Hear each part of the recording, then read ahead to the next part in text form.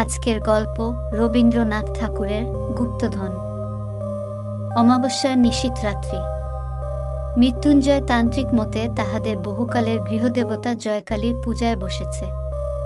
পূজা শেষ করে যখন উঠল তখন নিকটস্থ আমবাগান থেকে সকালের প্রথম কাক ডাকল। মৃত্যুঞ্জয় পছনে ফিরে চেয়ে দেখল মন্দিরের দ্বারের দিকে। তখন সে একবার দেবীর চরণতলে মাথা ঠেকিয়ে তার আসন সরিয়ে দিল। সেই আসনের নিচে থেকে একটি কাঁঠাল কাঠের বাক্স বার করল। ওইটায় চাবি বাঁধা ছিল। সেই চাবি দিয়ে মৃত্যুঞ্জয় বাক্সটি খুলল। খুলিবা মাত্রই চমকে উঠল আর মাথা চাবড়াতে লাগলো। মৃত্যুঞ্জয়ের অন্দরের বাগান প্রাচীর দিয়া ঘেরা। সেই বাগানের এক প্রান্তে বড় বড় গাছের ছায়ার অন্ধকারে এই ছোট মন্দিরটি। মন্দিরে জয়কালীর মূর্তি ছাড়া আর কিছুই নেই। তাহার প্রবেশদ্বার একটিমাত্র। মৃত্যুঞ্জয়ের বাক্সটি নিয়ে অনেকক্ষণ নাড়াচাড়া করে দেখল। মৃত্যুঞ্জয়ের বাক্সটি খোলার আগে বন্ধই ছিল, কেউ সেটা ভাঙেনি। মৃত্যুঞ্জয় 10 বার করে প্রতিমার চারিদিকে ঘুরে ঘুরে দেখল, কিছুই পেল না। পাগলের মতো হয়ে মন্দিরের দ্বার খুলে ফেলল। তখন ভোরের আলো ফুটেছে। মন্দিরের চারিদিকে মৃত্যুঞ্জয় ঘুরে ঘুরে বৃথা আশ্বাসে খুঁজে বেড়াতে লাগল। সকালবেলার আলো যখন পরিষ্কার হয়ে উঠল তখন সে বাইরের চণ্ডীমণ্ডপে এসে মাথায় হাত দিয়ে বসে ভাবতে লাগল। সমস্ত রাত্রি অনিদ্রার পর ক্লান্ত শরীরে একটু তন্দ্রা আসেছে। এমন সময়ে হঠাৎ চমকে উঠে শুনল, জয় হোক বাবা। সম্মুখে প্রাঙ্গণে এক জটাধারী সন্ন্যাসী। মৃত্যুঞ্জয় ভক্তিভরে তাহাকে প্রণাম করল। সন্ন্যাসী তার মাথায় হাত দিয়া আশীর্বাদ করে বললেন, বাবা তুমি মনের মধ্যে বৃথা সুখ করছ। শুনে মৃত্যুঞ্জয় আশ্চর্য হয়ে উঠল। বলল, আপনি অন্তর্যামী, নহলে আমার সুখ কেমন করে বুঝলেন? আমি তো কাহাকেও কিছু বলিনি। সন্ন্যাসী বলল, বৎস, আমি বলছি তোমার যা হারিয়েছে সেজন্য তুমি আনন্দ করো, শোক করো না। মৃত্যুঞ্জয় তার 2 পা জড়িয়ে ধরে বলল, আপনি তবে তো সমস্তই জানেন, কেমন করে হারিয়েছে, কোথায় গেলে ফিরে পাবো, তা না বললে আমি আপনার চরণ ছাড়ব না। সন্ন্যাসী বললেন, আমি যদি তোমার অমঙ্গল কামনা করতাম তবে বলে দিতাম, কিন্তু ভগবতী দয়া করে যা হরণ করেছেন সেজন্য শোক করো না। মৃত্যুঞ্জয় সন্ন্যাসীকে প্রসন্ন করবার জন্য সমস্ত দিন বিবিধ উপচারে তার সেবা করল। পরদিন সকালে নিজের গোহাল হতে লোটা ভরে সফেন দুধ দুহিয়া নিয়ে এসে দেখল, সন্ন্যাসী নেই। মৃত্যুঞ্জয় যখন শিশু ছিল, যখন তার পিতামহ একদিন এই চণ্ডীমণ্ডপে বসে তামাক খাচ্ছিল, তখন এমন করেই একটা সন্ন্যাসী জয় হোক বাবা বলে এই প্রাঙ্গণে আসে দাঁড়াইয়াছিলেন। হরিহর সেই সন্ন্যাসীকে কয়েকদিন বাড়িতে রাখে বিধিমতো সেবার দ্বারা সন্তুষ্ট করল। বিদায়কালে সন্ন্যাসী যখন জিজ্ঞাসা করলেন, বৎস তুমি কি চাও?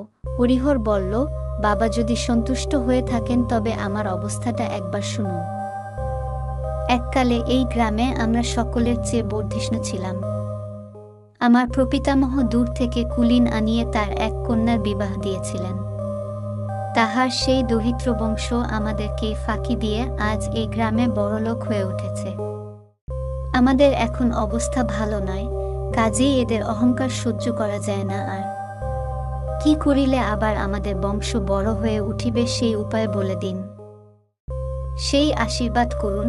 সন্ন্যাসী ঈষৎ হেসে বললেন, বাবা ছোট হয়ে সুখে থাকো, বড় হবার চেষ্টা সুখের দেখছি না।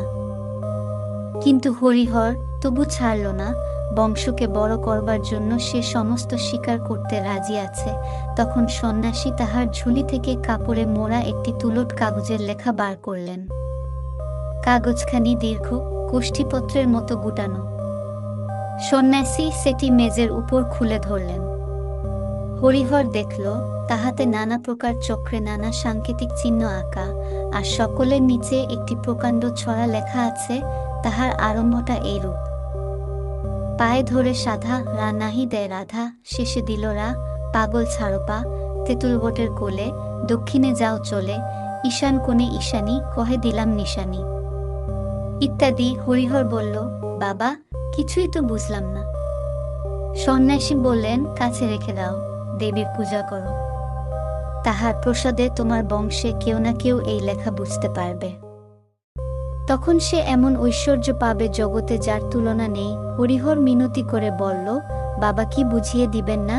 সন্ন্যাসী বললেন, না, সাধনা দ্বারা বুঝে নিতে হবে। এমন সময় হরিহরের ছোট ভাই শঙ্কর আসে উপস্থিত হল। তাহাকে দেখে হরিহর তাড়াতাড়ি লুকাবার চেষ্টা করল। সন্ন্যাসী হাসে বললেন, বড় হবার পথের দুঃখ এখন থেকেই শুরু হলো। কিছু গোপন করবার দরকার নেই, কারণ এর রহস্য কেবল একজন মাত্রই ভেদ করতে পারবে। হাজার চেষ্টা করলেও আর কেউ সেটা পারবে না। তোমাদের মধ্যে সেই লোকটি যে কে তা কেউ জানে না। অতএব ইহা সকলের সম্মুখেই নির্ভয়ে খুলে রাখতে পারো। সন্ন্যাসী চলে গেলেন, কিন্তু হরিহর এই কাগজটি লুকিয়ে না রাখে থাকতে পারল না। পাছে আর কেউ এটা হতে লাভবান হয়, পাছে তার ছোট ভাই শঙ্কর এর ফলভোগ করতে পারে, এই আশঙ্কায় হরিহর এই কাগজটি একটি কাঁঠাল কাঠের বাক্সে বন্ধ করে তাহাদের গৃহদেবতা জয়কালীর আসনতলে লুকিয়ে রাখল। প্রত্যেক অমাবস্যায় নিশীথ রাত্রে দেবীর পূজা সারিয়া সে একবার করে সেই কাগজটি খুলে দেখত, যদি দেবী প্রসন্ন হয়ে তাকে অর্থ বুঝিবার শক্তি দেন। শঙ্কর কিছুদিন ধরে হরিহরকে মিনতি করতে লাগল, দাদা, আমাকে সেই কাগজটা একবার ভালো করে দেখতে দাও না। হরিহর বলল, দূর পাগল, সে কাগজ কি আছে? বেটা ভণ্ড সন্ন্যাসী কাগজে কতগুলো হিজি বিজি কেটে আমাকে ফাঁকি দিয়ে গেল, আমি সে পুড়িয়ে ফেলেছি। শঙ্কর চুপ করে রইল। হঠাৎ একদিন শঙ্করকে ঘরে আর দেখা গেল না। তারপর থেকে সে নিরুদ্দেশ। হরিহরের অন্য সমস্ত কাজকর্ম নষ্ট হল, গুপ্ত ঐশ্বর্যের ধ্যান এক মুহূর্ত সে ছাড়তে পারল না। মৃত্যুকাল উপস্থিত হলে সে তার বড় ছেলে শ্যামাপদকে এই সন্ন্যাসীদত্ত কাগজখানি দিয়ে গেল। এই কাগজ পেয়ে শ্যামাপদ চাকরি ছেড়ে দিল। জয়কালীর পূজায় আর একান্ত মনে এই লিখন পাঠের চর্চায় তার জীবনটা যে কোন দিক দিয়ে কাটে গেল তা বুঝতে পারল না। মৃত্যুঞ্জয় শ্যামাপদর বড় ছেলে। পিতার মৃত্যুর পরে সে এই সন্ন্যাসীদত্ত গুপ্তলিখনের অধিকারী হয়েছেন। তার অবস্থা উত্তরোত্তর যতই হীন হয়ে আসতে লাগল, ততই অধিকতর আগ্রহের সাথে ওই কাগজখানির প্রতি তার সমস্ত চিত্ত নিবিষ্ট হল। এমন সময় গত অমাবস্যা রাত্রে পূজার পর লিখনখানি আর দেখতে পেল না। সন্ন্যাসীও কোথায় অন্তর্ধান করল। মৃত্যুঞ্জয় বলল, এই সন্ন্যাসীকে ছাড়া যাবে না, সমস্ত সন্ধান এনার কাছ থেকেই মিলবে। এই বলে সে ঘর ছেড়ে সন্ন্যাসীকে খুঁজতে বেরিয়ে পড়ল। 1 বৎসর পথে পথে কেটে গেল। গ্রামের নাম ধারাগড়। সেখানে মৃত্যুঞ্জয় মুদির দোকানে বসে তামাক খাচ্ছিল আর অন্যমনস্ক হয়ে নানা কথা ভাবছিল। কিছু দূরে মাঠের ধার দিয়ে একজন সন্ন্যাসী চলে গেল। প্রথমটা মৃত্যুঞ্জয় খেয়াল করল না।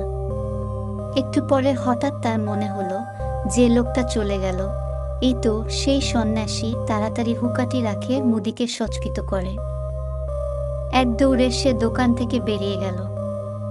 কিন্তু সে সন্ন্যাসীকে দেখতে পেল না। ঘন সন্ধ্যা, অন্ধকার হয়ে এসেছে। অপরিচিত স্থানে কোথায় যে সন্ন্যাসীর সন্ধান করতে যাবে তা সে ঠিক করতে পারল না। মুদি বলল, এককালে ওই বন শহর ছিল, কিন্তু অগস্ত্য মুনির শাপে ওখানকার রাজা প্রজা সমস্তই মরকে মরেছে। লোকে বলে ওখানে অনেক ধনরত্ন আজও খুঁজিলে পাওয়া যায়, কিন্তু দিন দুপুরেও ওই বনে সাহস করে কেউ যেতে পারে না। যে গেছে সে আর ফেরেনি। মৃত্যুঞ্জয়ের মন চঞ্চল হয়ে উঠল। সমস্ত রাত্রি মুদির দোকানে মাদুরের উপর পড়ে মশার জ্বালায় সর্বাঙ্গ চাপড়াতে লাগল। আর ওই বনের কথা, সন্ন্যাসীর কথা, সেই হারানো লেখার কথা ভাবতে থাকল। বারবার পড়ে সেই লেখাটি মৃত্যুঞ্জয়ের প্রায় কণ্ঠস্থ হয়ে গিয়াছিল। তাই এই অনিদ্রাবস্থায় কেবলই তার মাথায় ঘুরিতে লাগল। পায়ে ধরে সাধা রা নাহি দেয় রাধা, শেষে দিল রা, পাগল ছাড়ো পা। মাথা গরম হয়ে উঠল। কোনোমতেই এই কটা ছত্র সে মন থেকে দূর করতে পারল না। অবশেষে ভোরের বেলায় যখন তার তন্দ্রা এলো, তখন স্বপ্নে এই 4টি ছত্রের অর্থ অতি সহজে তার কাছে প্রকাশ হল। রা নাহি দেয় রাধা, অতএব রাধার। রা না থাকলে ধা রইল, শেষে দিল রা, অতএব হল ধারা। পাগল ছাড়ো পা, পাগলের পা ছাড়লে গোল বাকি রহিল, অতএব সমস্তটা মিলিয়ে হল ধারাগোল।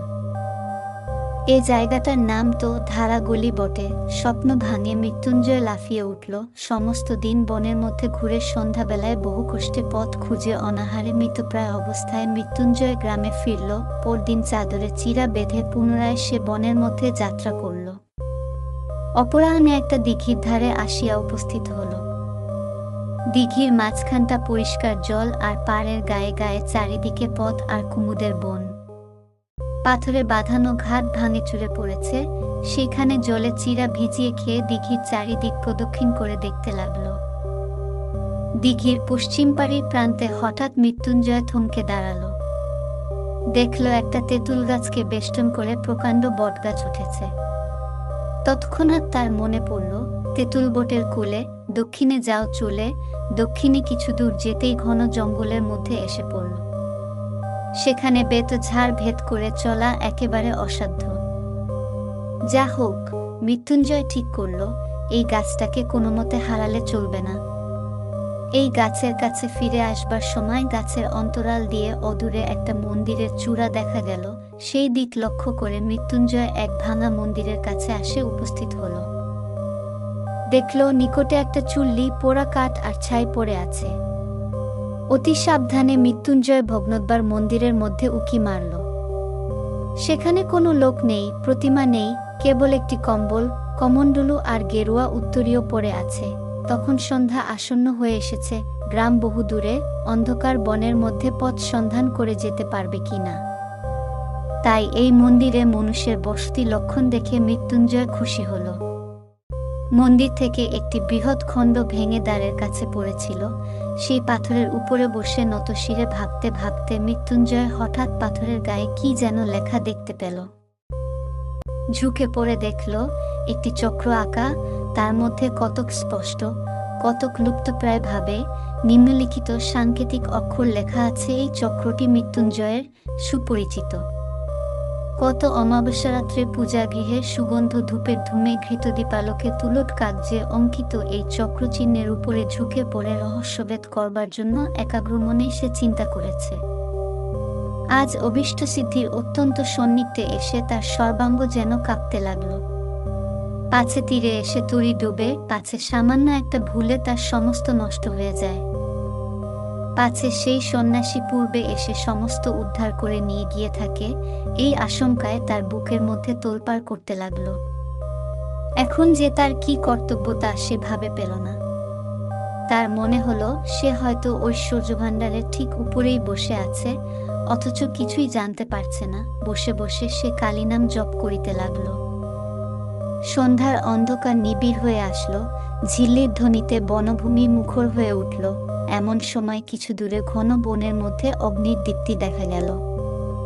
মৃত্যুঞ্জয় তার প্রস্তর আসন ছেড়ে উঠে পড়ল আর সেই শিখা লক্ষ্য করে চলতে লাগল। বহু কষ্টে কিছু দূর গিয়ে একটা অশ্বত্থ গাছের গুড়ির অন্তরাল হতে স্পষ্ট দেখতে পেল তার সেই পরিচিত সন্ন্যাসী অগ্নির আলোকে সেই তুলটের লিখন মেলে একটা কাঠি দিয়ে ছাইয়ের উপরে এক মনে অঙ্ক কষছে। মৃত্যুঞ্জয়ের ঘরের সেই পৈতৃক তুলটের লিখন। আরে ভণ্ড, চোর! এই জন্যই সে মৃত্যুঞ্জয়কে শোক করতে নিষেধ করেছিল বটে। সন্ন্যাসী একবার করে অঙ্ক কষছে আর একটা মাপকাঠি দিয়ে জমি মাপছে। কিছু দূর মাপে হতাশ হয়ে ঘানারে পুনরায় আসে অঙ্ক কষছে। এমন করে রাত্রি যখন অবসান প্রায়, যখন নিশান্তের শীতবায়ুতে বনস্পতির অগ্রশাখার পল্লবগুলি মর্মরিত হইয়া উঠল, তখন সন্ন্যাসী সেই লিখনপত্র গুটিয়ে নিয়ে চলে গেল। মৃত্যুঞ্জয় কি করবে ভাবে পাল না। ইহা সে নিশ্চয় বুঝতে পারল যে সন্ন্যাসীর সাহায্য ছাড়া এই লিখনের রহস্য ভেদ করা তার সাধ্যে হবে না। লুব্ধ সন্ন্যাসী যে মৃত্যুঞ্জয়কে সাহায্য করবে না তাও নিশ্চিত। অতএব গোপনে সন্ন্যাসীর প্রতি দৃষ্টি রাখা ছাড়া অন্য উপায় নেই। কিন্তু দিনের বেলায় গ্রামে না গেলে তার আহার মিলবে না। অতএব অন্ততকাল সকালে একবার গ্রামে যাওয়া আবশ্যক। ভোরের দিকে অন্ধকার একটু ফিকা হইবামাত্র সে গাছ থেকে নেমে পড়ল। যেখানে সন্ন্যাসী ছাইয়ের মধ্যে আঁকা গুলি ছিল সেখানে ভালো করে দেখল, কিছুই বুঝল না। চতুর্দিকে ঘুরে দেখল অন্য বনখণ্ডের সঙ্গে কোনো প্রভেদ নেই। বনতলের অন্ধকার ক্রমে যখন ক্ষীণ হল, তখন মৃত্যুঞ্জয় অতি সাবধানে চারিদিক দেখতে দেখতে গ্রামের উদ্দেশ্যে চলল। তার ভয় ছিল পাছে সন্ন্যাসী তাকে দেখতে পায়। যে দোকানে মৃত্যুঞ্জয় আশ্রয় গ্রহণ করেছিল তার ওখানে সেদিন ব্রাহ্মণ ভোজন হচ্ছিল। সেইখানে আজ মৃত্যুঞ্জয়ের আহার জুটে গেল। কয়েকদিন আহারের কষ্টের পর আজ তার ভোজনটি গুরুতর হয়ে উঠল। সেই গুরুভোজনের পর যেমন তামাকটি খেয়ে দোকানের মাদুরটিতে একবার গড়াতে ইচ্ছা করল, অমনি গত রাত্রির অনিদ্রার কারণে মৃত্যুঞ্জয় ঘুমে আচ্ছন্ন হয়ে পড়ল। মৃত্যুঞ্জয় স্থির করেছিল আজ সকাল সকাল আহারাদি করে যথেষ্ট বেলা থাকতে বেরিয়ে যাবে। ঠিক তার উল্টো হল। যখন তার নিদ্রাভঙ্গ হল তখন সূর্য অস্ত গিয়াছে। তবু মৃত্যুঞ্জয় দমল না। অন্ধকারেই বনের মধ্যে সে প্রবেশ করল। দেখতে দেখতে রাত্রি ঘনীভূত হয়ে আসলো। গাছের ছায়ার মধ্যে দৃষ্টি আর চলে না, জঙ্গলের মধ্যে পথ অবরুদ্ধ হয়ে যায়।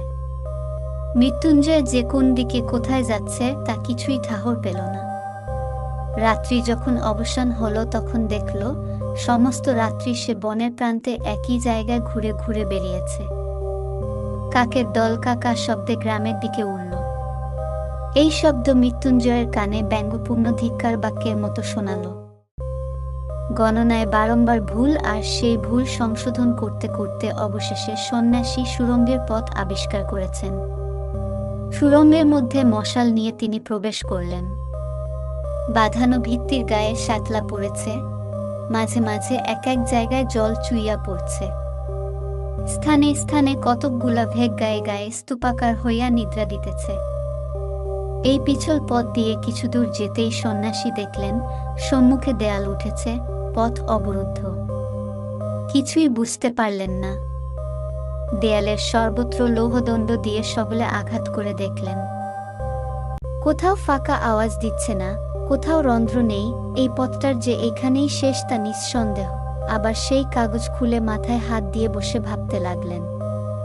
সে রাত্রি এমন করেই কেটে গেল। পরদিন পুনরায় গণনা সেরে সুড়ঙ্গে প্রবেশ করলেন। সেদিন গুপ্ত সংকেত অনুসরণপূর্বক একটি বিশেষ স্থান থেকে পাথর খসাইয়া এক শাখাপথ আবিষ্কার করলেন। সেই পথে চলতে চলতে আবার এক জায়গায় পথ অবরুদ্ধ হয়ে গেল। অবশেষে পঞ্চম রাত্রে সুড়ঙ্গের মধ্যে প্রবেশ করে সন্ন্যাসী বলে উঠলেন, আজ আমি পথ পেয়েছি, আজ আর আমার কোনো মতেই ভুল হবে না। পথ অত্যন্ত জটিল, তার শাখা প্রশাখার অন্ত নেই, কোথাও এত সংকীর্ণ যে গুড়ি মারে যেতে হয়। বহু যত্নে মশাল ধরে চলতে চলতে সন্ন্যাসী একটা গোলাকার ঘরের মতো জায়গায় আসে পৌঁছিলেন। সেই ঘরের মাঝখানে একটা বৃহৎ ইদারা।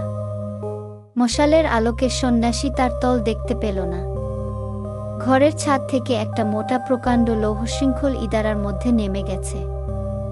সন্ন্যাসী প্রাণপণ করে ঠেলে এই শৃঙ্খলটাকে অল্প একটুখানি নাড়িবামাত্র ঠং করে একটা শব্দ ইদারার গহ্বর থেকে উত্থিত হয়ে ঘরময় প্রতিধ্বনিত হতে লাগল।